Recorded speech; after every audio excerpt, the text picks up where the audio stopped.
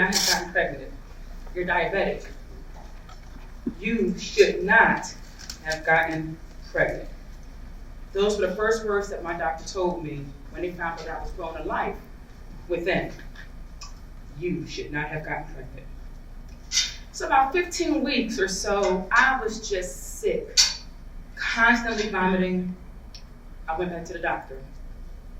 They didn't say much. Must be your diabetes. That's what they said. Sent me home. A couple more weeks passed, and I am still sick as hell. Still vomiting. I can't keep nothing down. They ran some tests, gave me some fluids, and admitted me.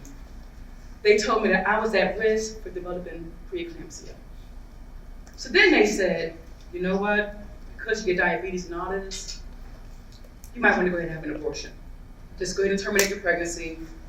That was my primary care physician. That's what she told me. And I'm like, but why? Like, I'm just not trying to terminate my pregnancy, you know? You're not even giving me a reason. You're just telling me to terminate my pregnancy. Like, but why? Just consider the abortion. And they also told me that I need to decide before 19 weeks because that's the cutoff and when they can go to do the abortion down here in this state. So I can only think of one doctor that ever showed me some care or some empathy, and that was my endocrinologist, my diabetes doctor. And she said, kind of might want to think about this decision. Don't let these other doctors scare you into making a decision that you might not be ready for. I'm like, why would a doctor want to scare me into a decision? That doesn't make any sense. So I decided to go ahead and fight. I'm keeping my baby. Along with the fact that I had to stay in the hospital for 2.5 more months. Now, while I'm in the hospital now, I'm about 23 weeks. Doctor came in and said, listen, there's still some time here. You can still go ahead and abort this baby. And then another doctor whispered in my ear, listen, if you want to go out of state, you can go to Maryland, because they can go ahead and abort the baby after 24 weeks. Okay, so once again, I'm going to go ahead and keep my baby. So I finally left the hospital after there was a death in my family, and I continued my doctor visits every 2 or 3 weeks. When I went to go see my primary care physician, she met with a surprise. Wow, I still can't believe you're pregnant. And she didn't say it in a nice, hey, congratulations, you're still pregnant. No, it was, I still can't believe that you're pregnant. And it was sadistic, and it was sarcastic, slightly condescending. Why would you say something like that to me? So maybe around the beginning of April, I went for another checkup. Same doctor was there. And she said, we're going to go ahead and give you some steroids just in case the baby comes early, you know, since you have diabetes. You can go ahead and come into the office, and then we'll admit you to the hospital so you can go ahead and keep an eye on your sugar. So I'm confused. Why do I need steroids? But okay, whatever. I go home, get a bag. That was around a Tuesday or Wednesday. She told me that I would be back at my house Friday. They gave me the steroids on Thursday night.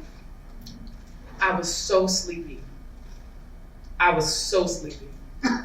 didn't even know what was going on. I was just in and out. I just don't remember anything, but I remember being lethargic. They gave me 2 blood transfusions. And in the middle of the night, they woke me up and said, listen, your blood pressure, we can't control it because it's just going up and down. We're going to go ahead and deliver the baby. You just told me about steroids to protect me, okay.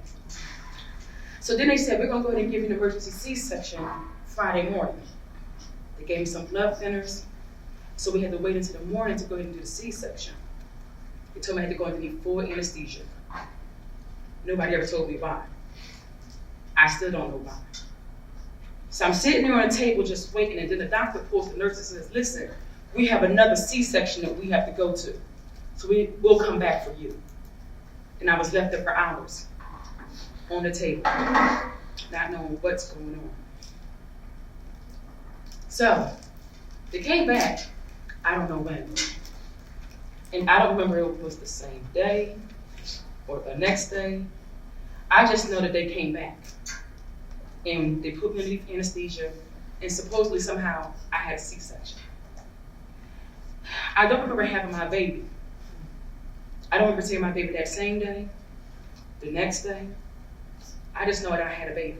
That's what they told me. He was on a breathing apparatus. He was in the hospital for 2 months because I had him at 7 months. And then I started thinking that all of this, you shouldn't be pregnant, go ahead and get that abortion. It's not too late to terminate the pregnancy. I still can't believe he's still alive. This is what they said on the son. All of this was a testimony over his life and mine. And it's a strict reminder that I was strong enough to fight for my baby, and I just didn't listen to anyone who told me to go ahead and get rid of him for no reason at all. I was strong enough to fight for my baby. He was meant to be here. His life mattered.